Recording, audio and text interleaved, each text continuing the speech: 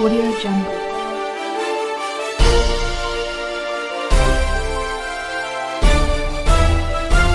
Audio Jungle. वो सर्द रात थी अयोध्या की, जब अचानक ये खबर फैली कि मंदिर में, जो कि उस वक्त पर मस्जिद थी, वहां पर प्रभु राम प्रकट हुए हैं। उसके फौरन बाद ये खबर पूरे इलाके में फैल गई कि वहां राम चबूतरे में प्रभु राम की मूर्तियां मिली हैं।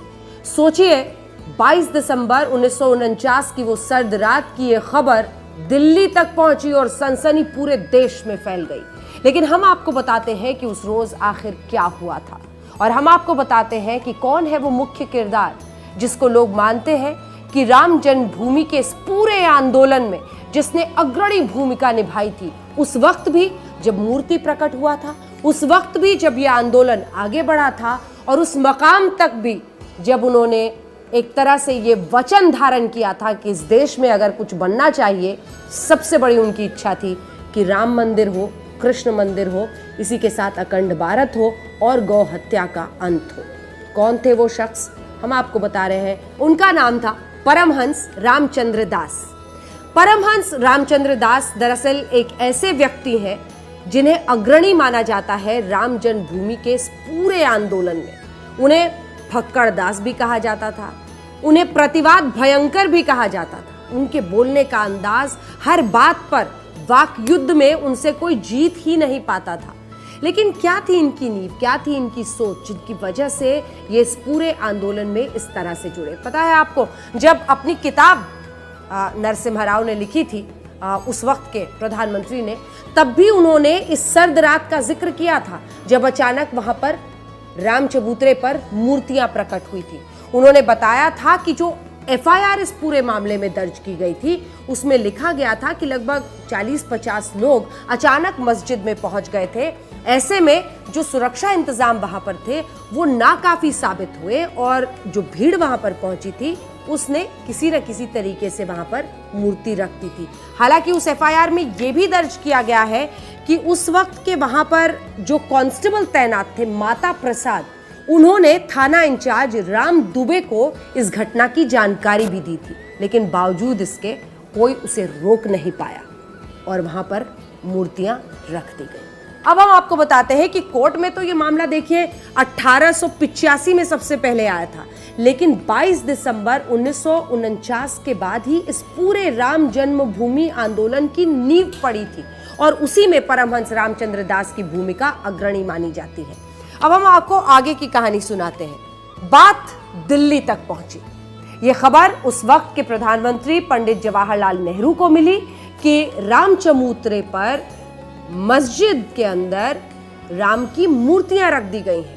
उन्होंने उस वक्त उत्तर प्रदेश के मुख्यमंत्री से बातचीत की और मुख्यमंत्री गोविंद बल्लभ पंत को कहा कि यथास्थिति जो पहले थी वो जल्द से जल्द बहाल होनी चाहिए। लेकिन मुख्यमंत्री ने तो अपनी तरफ से दिशा निर्देश दे दिए थे, लेकिन डीएम ने ये आशंका जाहिर करते हुए इससे इनकार किया कि यहाँ पर कानून व्यवस्था और भी बिगड़ सकती है। तो उस वक्त के जो डीएम थे, के नायर उनका नाम था, और के नायर साहब ने कहा कि इसके लिए एक ही तरीका है कि अब हम इस पूरे मामले को कोर्ट जाने देते हैं और अब इसका फैसला कोर्ट पर ही छोड़ देते हैं। अब वहां पर मस्जिद थी राम चबूतरे में, लेकिन प्रभु राम की मूर्ति थी।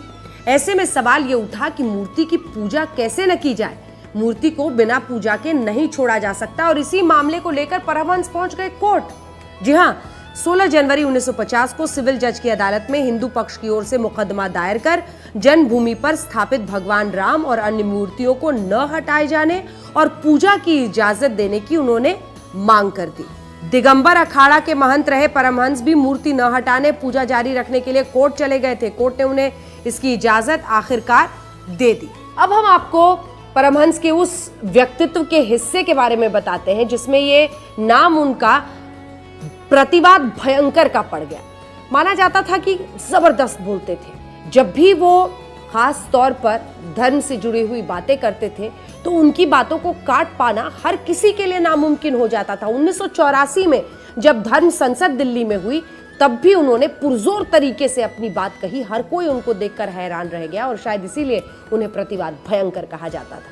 परमहंस रामचंद्र दास के बारे में एक और बात बहुत मशहूर है। बड़े फक्कड़ मिजाज के थे और शायद यही वजह थी कि लोग उन्हें बहुत पसंद करते थे। फक्कड़ मिजाज में उनके यहाँ तक शामिल था कि जानवरों से बहुत प्यार से वो उनका लगाव था। काजू खिलाने पहुंच जाते थे बंदर को। परमहंस रामचंद्र दास और उनका व्यक्तित्व और उसकी वजह से जो एक असर था वो किसी एक पार्टी तक सीमित नहीं था। ऐसा नहीं है कि जो हिंदुत्ववादी पार्टियां थी या भारतीय जनता पार्टी, ऐसे ही नेताओं का प्रेम था उनके प्रति। कहा जाता है कि उत्तर प्रदेश में दलितों की नेता माने जाने वाली मायावती भी उनकी मुरीद थी, उनके अंदाज की, और उनसे मुलाकात कर हर कोई उनके अंदाज में उनकी बातों को जानता था, समझता था और सम्मान देता था। अपने जीवन के अंतिम काल में वो थे और पीजीआई लखनऊ में वो एडमिट थे। लेकिन जो 3 अंतिम अभिलाषाएं उन्होंने बताई, उसमें सबसे पहले राम मंदिर कहा, फिर कहा कृष्ण मंदिर हो और काशी विश्वनाथ मंदिर हो। दूसरी इच्छा उन्होंने जाहिर की कि गौ हत्या का इस देश में अंत हो, और इसके बाद तीसरी उनकी इच्छा थी कि हर हाल में मैं अखंड भारत को देख सकूं। साफ कहते थे, मुझे मोक्ष नहीं, मंदिर चाहिए। जुलाई का महीना था और साल 2003। अचानक तबीयत बिगड़ी थी उनकी और वो लखनऊ पीजीआई में एडमिट हुए। लेकिन उन्हें भी शायद एहसास हो चुका था कि वो अपने अंतिम क्षण के बेहद करीब है। उन्होंने इच्छा जाहिर की कि मुझे अयोध्या बस ले चलो, और फिर जुलाई में ही 31 जुलाई के आसपास उन्हें अयोध्या लाया गया और वहीं पर उन्होंने अपनी अंतिम सांस ली। सरयू तट पर उनकी समाधि है।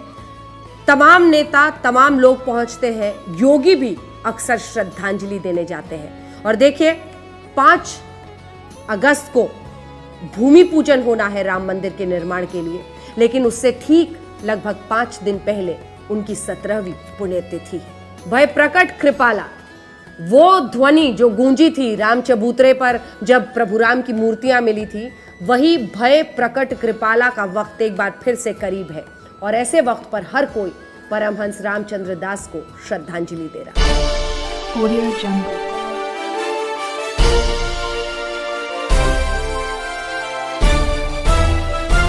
Audio Jungle.